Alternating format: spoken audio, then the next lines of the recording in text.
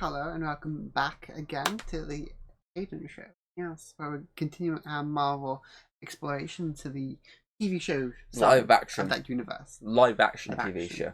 Yeah, Being live specific. action. Specifically live action. Yes. Not just MCU ones, all Marvel property. ABC, Hulu, Fox, Yeah. Netflix, Disney Plus. Mm-hmm. All of them. That Yes. one that whatever fucking Cloak and Dagger was on. That was... Freeform or something stupid like that. Yeah. There's a network I've never heard of in my entire life. But anyway, continue. Yes. So, today we're continuing on for the ABC. Yes, correct. ABC trilogy. And we're going for a pretty classic, old-fashioned kind of show with Agent Carter. Titled No Is Not the End. The Yes. first one we've covered so It's the far beginning. that's actually not called Pilot. Or just named after the show, i.e. Incredible Hulk. It was just literally called The Incredible Hulk. It's the first one that's actually got a name. So yeah, first one with Pilot in the name. Yeah, and straight away from the start of the episode, it's basically that scene in Captain America. The end of Captain America. Yeah. Where he crashes the plane. And it's just talking over the comms. All cut into the her presentish day. Well, it cuts, and then there's flashbacks. She had a lot of flashbacks to the movie of what she's doing while also doing some ironing. Yeah. You know, usual crap. Basically, because it's showing like her before the war, during the war, and her after the war. During the war. And the whole point is now the war's gone. She feels she has no purpose. So she's ironing. She's back to like, because obviously eating pie. Being obviously a woman in the 1940s. The war, 50s. So yeah, the 40s. Yeah, 50s. I don't think there's a time jump here, or is there? It's a bit of a time jump. I don't think it's after the war, but it's not fully after the war. I think. Yeah, I don't think it's a massive time jump there. Yeah, but basically it's after the war now, so obviously it's quite a sexist era. So her being a woman, she's seen as like inferior. In her job in the SSR, they always constantly telling her to like go be a secretary, basically. Yeah, be a secretary, even though she's a fully like qualified agent. I mean, who fought alongside Captain America and the Howling Commandos, and yet she's treated like second. As if all she was there is she's the captain's girlfriend. That's all she was. That's all they see her as, really. So it's interesting because it's designed as your classic old school spy movie, but as a TV show. But then it's shown from the point of view of a woman trying to do the same thing, but being basically looked down upon, essentially. Yeah, they're always like... The only one not really looking down on it is obviously the guy who's the cripple, Daniel. The guy who's basically got a dodgy leg. Yeah, and they've got the captain, who basically is also being looked down upon because he's a cripple. Yeah, so we've got the captain. He's like the head of SSR, which is the precursor to SHIELD. You see, he's like trying. He sees her as she's just a secretary. She's not really. She shouldn't be in the business of fighting and stuff out. And there's that dickhead character who becomes kind of alright, and then back to dickhead in the second season. But this one, he starts off. He's like. Again, he sees her as like, can you sort out these files for me? You're better at it than me. What, the alphabet? Yeah, he's a big knob. Obviously, throughout the series, again, he'll learn to realise, oh wait, she actually is badass. But at the start, no one knows that yet. Except, of course, Howard Stark, who, throughout this series, he's going to be seen, he is... as the villain. Yeah. Even though we know he's like not the villain, so he can't be fully in shot until series 2, which is why Jarvis is in this. The baseline for the Jarvis AI. Yeah, a British butler. Yeah, who is a team up with Agent Carter. She's the badass while he's the scaredy cat getaway driver, basically. Who instantly gets knocked out as soon as he meets her. Yeah, I think the whole point. Agent Carter, you come with me. Oh fuck! I love that because them two got work together to clear Howard's name, and because them two, they're the main like character. We follow them. It's so British, and I love it. They work well, bent on each other. Yeah. Oh, I need the car. When do you need it? About 20 seconds ago. 20 seconds. Oh, okay. Oh. They're definitely the chemistry's for the fact that they're the lead stars. It needs to be intertwined the chemistry to make it work, and they are perfect. That, and it works well of flowing into basically each scene that they're in. They work well bouncing off each other with the humour and whatnot. Because to be fair, unlike all the ones we've done so far, this is probably the more funnier one. Oh, definitely. Because yes, it takes itself serious, but at the same time, it's like a classic spy thing. It takes itself serious, but it's also pretty goofy. Yeah, I mean, there's gadgets. I mean, the fact that she walks in, so she's trying to blend in, obviously in disguise in the obviously that party, and she walks in, she's trying to seduce that guy, but it's quite comical. And then he kisses her, but she's got the drug on her lips, and she's like, oh, I like damn it. The whole idea is she's trying to like prolong it, make him tell her where the vial is, the formula, before obviously. He straight away kisses. Before doing that, but he goes, "Come here." And you got one guy who's like, "Sir, so there's this guy downstairs." I'll tell him to wait. I'll come back here. Oh, it's humorous. It's fun, mate. It's a really fun show. It's still it takes itself serious. Yeah. I mean, that character's death. Like you see her like mentally break down. Yeah. The fact that she's only known her a couple of months, but she's the only one who's really been friendly to her, and she's literally had to watch.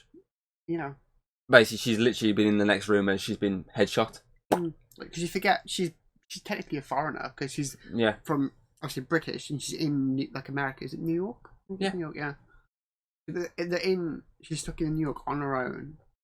Without Steve. Without Steve, which is obviously a big thing of. This is after Captain America, so it's all about her moving on from him before he comes back in the future. But for now. We don't even know he's going to come back, so we know they'll never, in our heads they'll never see each other again until that one scene in Captain America 2. Winter Soldier. When he meets obviously Steve and she's old and she's dying. Steve. Steve. Who are you? We obviously Endgame never existed back then, but from when it first came out, you feel obviously her sorrow. Of losing him, and it's definitely like I say, it takes itself seriously, but it's not afraid to if you poke little. Yeah, it doesn't take itself too seriously. That's what's good. Yeah, I do like the fact that you get into Shield, which shows presence, and then this is shown back at the past before Shield's a thing. So you got modern day Shield, and then you got the past Shield, like before Shield was a Shield. Before Peggy took over and made it Shield. Yeah. But yeah, it's definitely an interesting pilot because again, this is the case of Agents of Shield. It's something that could have gone both ways. Oh, definitely. I mean, she's not a major character until she's really Captain Carter. Yeah. So it's a gamble. It was a big gamble, and it paid off for 2 seasons before they stupidly cancelled it. Oh yeah, they didn't even give it a chance to breathe. They should have given it, I think, a 3rd series so we can see her actually creating Shield. That's the thing. We never actually got to saw her create Shield. No, we just saw her before I think they were supposed to. And then we got her in Agents of Shield where Shield had just been formed. Yeah. So we never got to see that formation. But I think we was going to. More than likely. Cancelled. More than likely. Got cancelled and they decided to go, hey, it's making humans. Should have just gone with Series 3. Honestly, it would have been so much better. But at least for what it is at the time, it's nice to see her. She was a really great Agent Carter. And so now we get more of her as being Captain Carter as well. But back then, see at the time as well. See, I think Agent Shield was a big gamble because there's a lot of basically there's not really any main things apart from Coulson in it. Yeah. But I feel like this is probably a bit more of a gamble of the time because at this point there wasn't really many female-led comic book adaptations. It wasn't really till Wonder Woman. I mean, Black Widow didn't even have her own movie by then. Yeah, that's what I mean. I mean, Wonder Woman was the one that kicked off the idea of...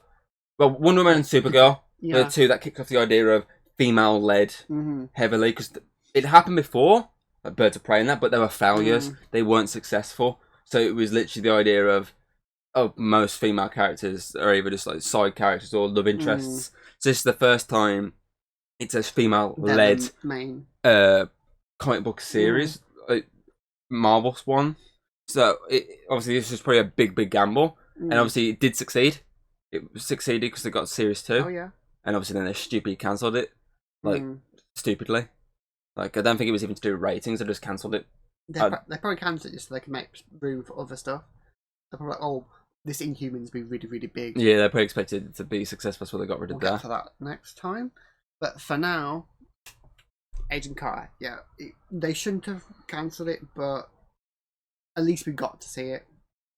That's how I said. Yeah, the pilot gives you the glimpse of what's gonna be for the first series at least. It shows you the spy angle, shows you the basic humor angle. It basically shows you what the first series is going to be heavily about, obviously with Stark, and lead the whole mystery of like who Leviathan is. Leviathan, yep. Yeah, and obviously the big thing of like there's a little secret between Jarvis and Howard. And he's like, what's that secret? What do you mean? What won't you suspect? And you get to see loads of stuff. And obviously, there's a big mystery in like as a character, Jarvis himself. Yeah. And then we get to hear more about his wife and him throughout the series. And this sets it up really well. Makes you want to watch the whole thing, like a good mystery show, really. And I like that. And so it's a short but sweet series as well because there's only like 8 episodes or something stupid like that. It's not this like 20-odd episode series. It's a short character-driven series. It knows what which it needs. Just like the Netflix ones, it's short character-driven, and it basically does its job personally. It's like unlike Agents of Shield, where like it's pretty much a different story episode. There's a lot more characters for that show. That's why. Whereas there's not. It's literally just like a couple of characters, but your main point of view is Agent Carter. Whereas Shield. It's got to focus on all of them because it's S.H.I.E.L.D. Whereas it's Agent Carter's show, so it just needs to focus heavily on the rest are just there. So it's also a quick series you can just put on and you can enjoy. And you don't have to like commit to it like other series. No, I definitely like it.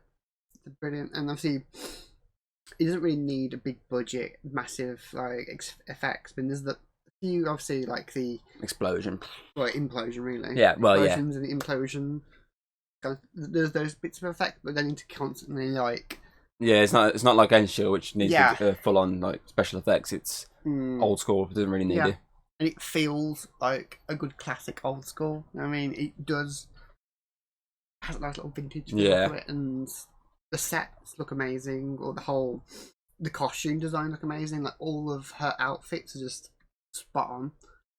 And like you said, that one scene where she's walking through New York and there's all these grey, boring suited guys, and there's her in the blue and red, and the red. Perfect. Also a little hint, obviously, Captain America. As well. Scheme. And it's very well done, and I think it was definitely handled really well.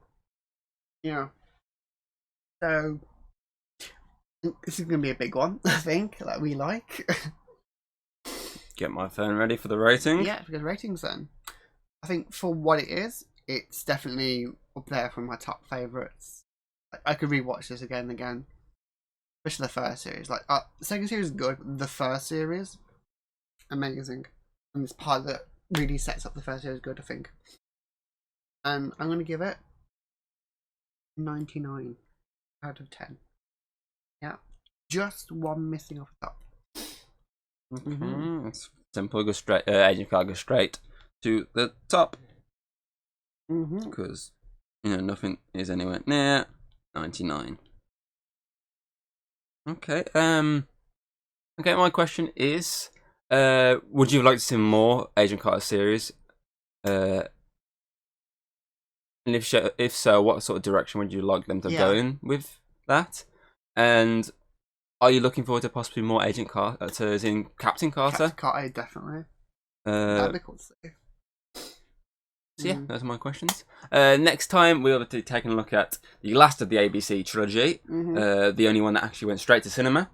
Because the first 2 episodes went to IMAX. Which was a big spectacle.